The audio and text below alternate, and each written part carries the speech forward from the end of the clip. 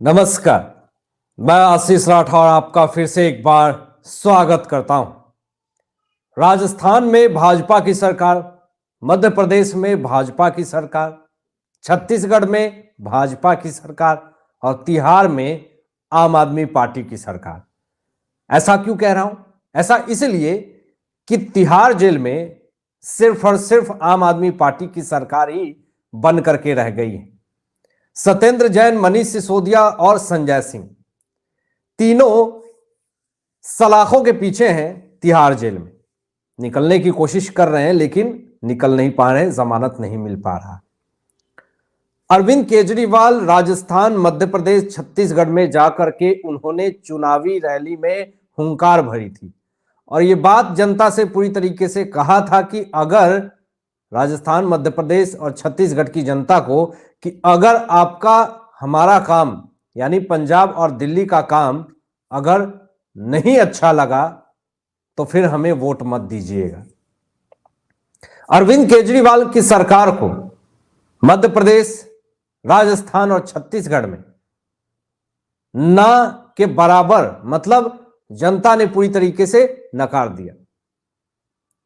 और राजस्थान, मध्य प्रदेश में तो अरविंद केजरीवाल को लोगों ने यह कहा कि यहां मामा आएंगे, लेकिन अरविंद केजरीवाल को गलती से यह सुनाई दे दिया कि लोग बोल रहे हैं कि चाचा आएंगे। यानी खुद ये अपने आप को वहां पे ये दर्शाने की कोशिश कर रहे हैं कि मामा जाएंगे मध्य प्रदेश से और चाचा यानी मैं आऊंगा। लेकिन बाद में यह पता चला कि चाचा नहीं बोल रहे थे मध्य प्रदेश की जनता। मध्य प्रदेश की जनता कह रही थी कि जा जा, मतलब तू यहां से जा, तू पंजाब और दिल्ली में जब अच्छा काम नहीं कर सकता तो मध्य प्रदेश में कैसे अच्छा काम कर सकता है। तो अरविंद केजरीवाल की तगड़ी हार हुई। पूरा विश्लेषण आपको देंगे, बताएंगे आगे की कैसे कैसे अरविंद केजरीवाल को झटके मिले, इनके नेता को कैसे झटके मिले, कितना उम्मीदवार का जमानत जब्त हुआ, तमाम चीजें बात करेंगे। लेकिन सबसे पहले यह आपको बता दूं कि शीतकालीन सत्र दोस्तों शुरू हो गया है। नरेंद्र मोदी जी ने विपक्ष को नसीहत दी है कि हार से निराश होने की जरूरत नहीं है, गलती कहां हुई है इसको समझिए। और जैसे ही संसद में अरविंद केजरीवाल पहुंचे, लोगों ने वहां सांसद बैठे हुए लोगों ने कहना शुरू कर दिया कि तीसरी बार मोदी सरकार, बार बार मोदी सरकार।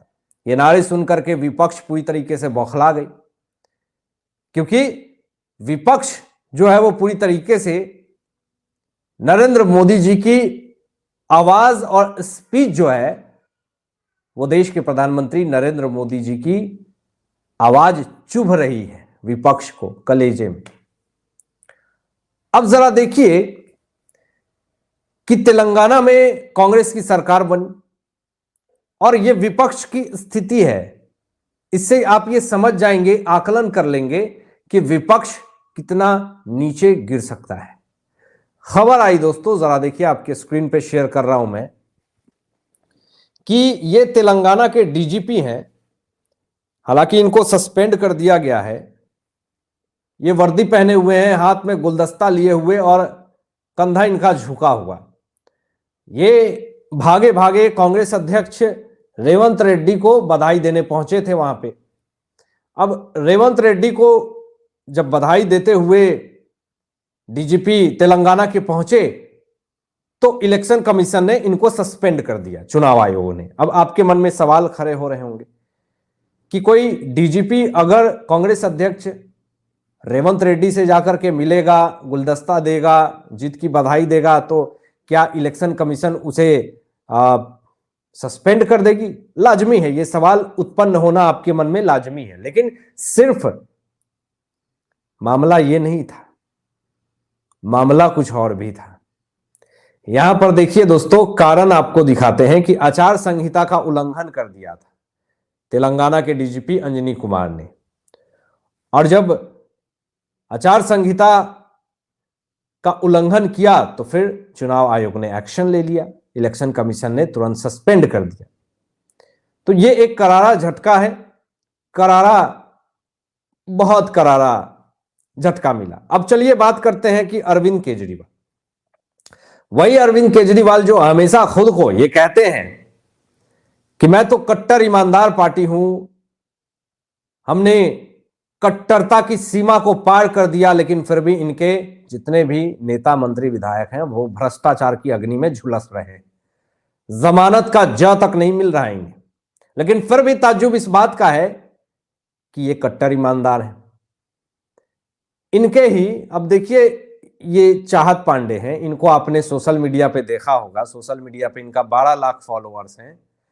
ये मध्य प्रदेश विधानसभा चुनाव में आप नेत्री, आम आदमी पार्टी की नेत्री चाहत पांडे को मात्र 2275 वोट मिले हैं और ज्यादातर सीटों पर आम आदमी पार्टी, कितने आम आदमी पार्टी के नेताओं की जमानत जब्त हुई है ये आपको बताएंगे। लेकिन सोशल मीडिया पे चाहत पांडे का 12 लाख से ज्यादा फॉलोअर है, लेकिन मात्र 2275 वोट मिले, सोचिए। और यही चाहत पांडे का कुछ दिन पहले एक वीडियो वायरल हुई थी, डांस करते हुए वीडियो वायरल हुई थी या करवाया गया था, इसलिए करवाया गया था ताकि थोड़ा सा पब्लिसिटी मिल सके। और ये बहुत पुरानी वीडियो थी और अभी क्यों वायरल कराई गई जब चुनाव होने वाले थे। तो आप सोचिए कि जिसका 12 लाख फॉलोअर है, मात्र 2275 वोट मिले हैं। तो फॉलोअर सोशल मीडिया से कुछ नहीं होता।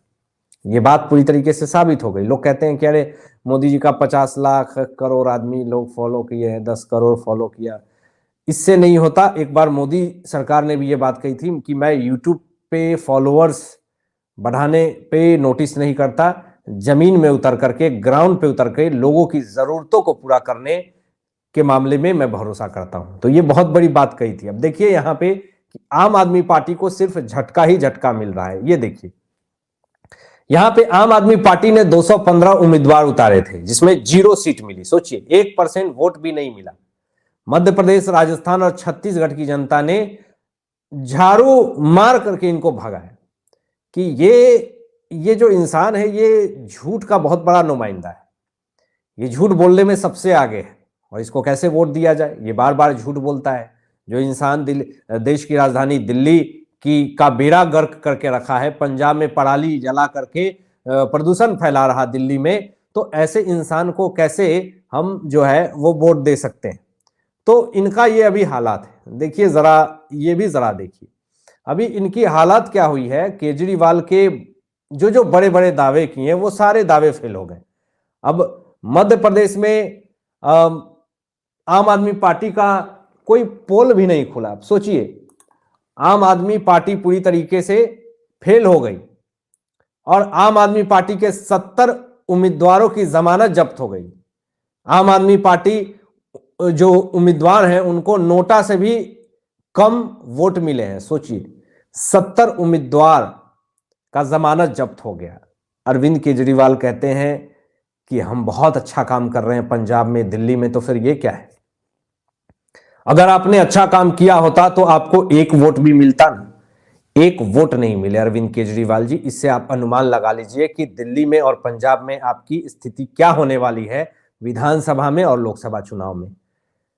ऐसी स्थिति ना हो जाए कि आप मुंह भी ना दिखा पाए। और इंडी अलायंस विपक्ष पूरी तरीके से बौखलाया हुआ है, बहुत चिंतित है इस रिजल्ट को देख करके कि हैट्रिक मार दिया मोदी सरकार ने। और मैंने तो 2 दिन पहले ही ये बात कह दी थी कि देखिएगा छत्तीसगढ़, राजस्थान और मध्य प्रदेश में भाजपा की सरकार आएगी, क्योंकि जो ग्राउंड पे उतर करके काम करता है उसे सफलता मिलती है। और ये बात साबित कर दिया है मोदी सरकार ने। अब यहां पर आपको ये भी बड़ी चीज दिखाते हैं, एक बड़ा मामला ये दिखाते हैं। देखिए जरा, ये करुणानिधि का पोता है उदयनिधि स्टालिन। धर्म को गाली देने का काम है इनका, सनातन धर्म को गाली देने का काम है। लेकिन इन्होंने कहा करुणानिधि के पोते ने कि नहीं मांगूंगा माफी, चाहे जो करना है कर लो। ये दादागिरी चल रही है। राहुल गांधी ने भी देश का अपमान किया, विदेश में बैठ करके क्या किया आपको पता है ना, लोकतंत्र की हत्या कही, देश के प्रधानमंत्री को पनौती कहा। इधर अरविंद केजरीवाल चौथी पास राजा का कहानी सुना रहे थे, देश के प्रधानमंत्री का अपमान कर रहे थे। तो अभी राहुल गांधी, अरविंद केजरीवाल, विपक्ष, इंडी अलायंस की क्या स्थिति है, ये किसी से छुपा है क्या। और ये कौन से संविधान में लिखा है कि मैं करुणानिधि का पोता हूं तो मैं माफी नहीं मांगूंगा? ये किसी संविधान में कोई बिल ऐसा पास हुआ या कोई कानून ऐसा संसद में पास हुआ है क्या? या संविधान में कोई ऐसा नियम बनाया गया है क्या? कोई धारा बनाया गया है क्या कि करुणानिधि का पोता माफी नहीं मांगेगा? एक तो पूरे सनातन धर्म को टारगेट करना, उनको बीमारी से तुलना कर देना, और उसके बाद ये कहना कि मैं माफी नहीं मांगूंगा। और दूसरी चीज ये भी कि सुप्रीम कोर्ट इनके ऊपर कार्रवाई करने से मनाही करती है। और तीसरी चीज ये सुप्रीम कोर्ट कहती है कि कोई भी हेट स्पीच करता है या फिर समाज के हिसाब से कानून का उल्लंघन करता है, उसे हम सजा जरूर देंगे। तो ये पूरा हिपोक्रेसी चल रहा है। इसकी स्थिति क्या है? अब देखिए, राजस्थान में बदलाव शुरू हो गए हैं। राजस्थान में जो चीजें हो रही हैं देख करके आपको भी गर्व होगा। देखिए जरा, ये फोटो मैं आपको शेयर कर रहा हूं। देखिए, यहां ये जो है वो हवा महल, राजस्थान के हवा महल से बीजेपी विधायक हैं बाल मुकुंद आचार्य जी। इन्होंने बहुत अच्छा काम किया है। यहां पर बाल मुकुंद आचार्य जी जो है वो मीट की दुकानों पे लाइसेंस मांग रहे हैं जाके लोगों से, और कह रहे हैं कि जो लाइसेंस नहीं लेकर के आएगा उसकी दुकानें बंद करो। सड़कों को ये हथियाने का काम कर रहे हैं। बाल मुकुंद आचार्य जी ने जो मुहिम चलाई है उसका पूरी तरीके से समर्थन हो रहा है ट्विटर पे। जिस तरीके से बाल मुकुंद आचार्य जी जो सड़कों पे मीट काटते हैं अवैध रूप से, जिससे बहुत सारे सनातन धर्म को मानने वाले उनके धार्मिक भावनाओं पे आहत पहुंचती है। और सबसे बड़ा क्राइम तो यह है कि बिना लाइसेंस का आप कैसे अवैध काम कर सकते हैं जानवरों को। खैर, जानवर को तो काटना पाप है हमारे सनातन धर्म में, लेकिन बिना लाइसेंस का आप दुकान खोल रहे हैं, और वो भी सड़कों पे। आप सड़क के सरकारी जमीन को आप पूरी तरीके से वहां पे अपनी दुकान, रेड़ी, टपड़ी लगा रहे हैं, ठेले लगा रहे हैं, और इससे आम जनता को कितनी ज्यादा तकलीफ हो रही है, जिस कारण से बाल मुकुंद आचार्य जी ने पूरी तरीके से हेकड़ी निकाल करके रख दी, बखिया उधेर करके रख दी। तो ये पूरा अभी चल रहा है, जिस तरीके से विपक्ष पूरी तरीके से बौखलाई हुई है। अब आप क्या सोचते हैं इन तमाम मुद्दों पे अपने विचार व्यक्त कीजिएगा, और ऐसे ही लेटेस्ट अपडेट पाने के लिए इस चैनल को सब्सक्राइब करके बेल आइकन प्रेस कर लीजिएगा और अपने दोस्तों में शेयर कीजिएगा। Thanks for watching my video. जय हिंद, सत्यमेव